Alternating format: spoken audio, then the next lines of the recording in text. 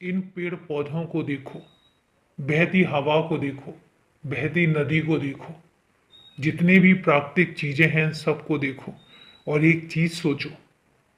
तुम कहते हो कि ईश्वर तुम्हारे बस में है।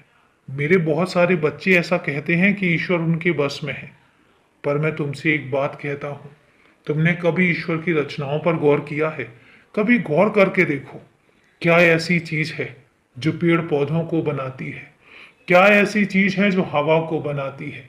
क्या ऐसी चीज है जो नदी का पानी बनाती है? क्या ऐसी चीज है कि पहले एक पानी बर्फ बनता है, बर्फ से फिर पानी बनता है, पानी से फिर खौलती हुई भाप बनती है और उसके बाद वापस जाके बादलों में समा जाती है। कितनी अद्भुत रचना है ईश्वर की, कभी गौर किया तुमने? क्या ऐसी चीज है कि मनुष्य और पेड़ों में एक अजीब सा संबंध है कि जो वायु पेड़ छोड़ते हैं उनसे मनुष्य का जीवन बनता है और जो वायु मनुष्य छोड़ते हैं उनसे पेड़ों का जीवन बनता है। सोच कर देखो, क्या कभी सोच सकते हो, क्या कभी तौल सकते हो?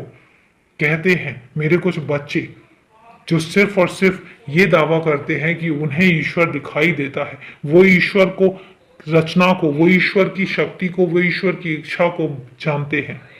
तो मैं तुमसे पूछता हूं, क्या कभी इन सब चीजों के बारे में वो मेरे बच्चे जो दावा करते हैं कि वो ईश्वर को जानते हैं, वो जान पाएंगे?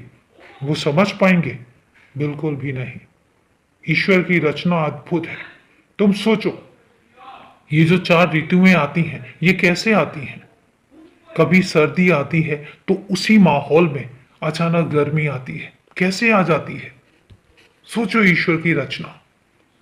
इतने ग्रह हैं इस सौर मंडल में, लेकिन सिर्फ पृथ्वी पर जीवन है, सिर्फ इस धरा पर जीवन है, बाकी और ग्रह इस जीवन से मोहताज हैं। सोचो ईश्वर की रचना। जितना सोचोगे उतना गहराई में डूबते चले जाओगे। और एक बात मैं तुमसे कहता हूं कि जो भी ये दावा करता है कि वो ईश्वर को जानता है, वो ईश्वर को समझता है, तो एक निरी मिथ्या है। ईश्वर को जानना, ईश्वर को समझना इतना आसान नहीं होता। ईश्वर सिर्फ प्रेम का भूखा होता है, क्योंकि जहां पर प्रेम होता है वहां पर जिंदगी होती है, वहां पर खुशियां होती हैं, वहां पर अपनापन होता है। जहां पर प्रेम होता है वहां पर नई खुशी वाला माहौल पनपता है और वहां पर ईश्वर वास करते हैं। इसके अलावा किसी के दावे में कोई सच्चाई है ही नहीं।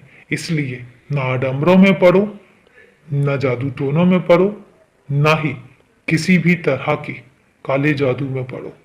सिर्फ व्यस्त रहो और उस ईश्वर से कामना करो कि वो तुम्हें खुश रखे और इस वातावरण को खुश रखे। खुश रहो, हमेशा खुश रहो, आबाद रहो और मुस्कुराते रहो, क्योंकि मुस्कुराहट एक ऐसी चीज है जिसको दुनिया में जीतने की ताकत रखती है। खुश रहो।